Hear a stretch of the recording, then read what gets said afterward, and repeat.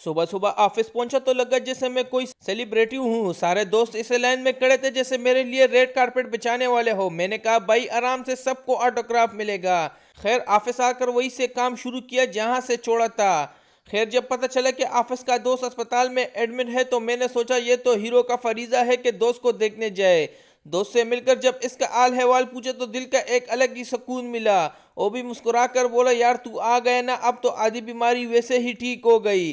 اس کے بعد آفس کے کام سے ڈولمن مال پہنچے. سوچا تھا تھوڑا سا کام ہے لیکن وہاں جا کر لگا جیسے مشن امپوسیبل شروع ہو گیا ہو. 1 گھنٹہ تک پسینہ الگ تکن الگ, لیکن شکر ہے آخرکار کام نپٹ ہی گیا. کام مکمل ہوتے ہی میں نے خود سے کہا چلو بھائی اب واپس کا سین شروع.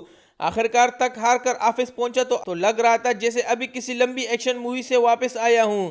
سب سے پہلے سیدھا واٹر کولر کی طرف گئے, 1 گلاس ٹھنڈا پانی پیا, پھر سکون سے وضو کیا اور زور کی نماز ادا کی. نماز کے بعد دل کو ایسا سکون ملا جیسے پورے دن کی تھکن ریسٹ موڈ میں چلی گئی ہو. پھر دوستوں نے ہنستے ہوئے کہا بھائی کل تمہارے بھتیجے نے قرآن مکمل کیا, اب تو پارٹی بنتی ہے. میں نے بھی ہیرو سٹائل میں کہا چلو بھائی اب جیب کو تھوڑا ہلکا کر ہی لیتے ہیں, اور کول گھمایا, KFC آیا اور ہم سب نے فٹافٹ نپٹایا. شام ہوتے ہی لڑکوں نے نعرہ لگایا چلو بھائی آج میچ ہوگا, فل ایکشن فل فٹنس. سب پارک پہنچے جیسے کوئی انٹرنیشنل ٹورنامنٹ شروع ہونے والا ہو. بغیر وکٹ گرے چکے پر چھکے مارنے لگے جیسے وہ پارک نہیں بلکہ ایشیا کپ کھیل رہے ہو. ہم سب نے کہا سلیم بھائی تھوڑا رک جاؤ, بال ختم ہو جائیں گے, لیکن آپ کا جوش نہیں.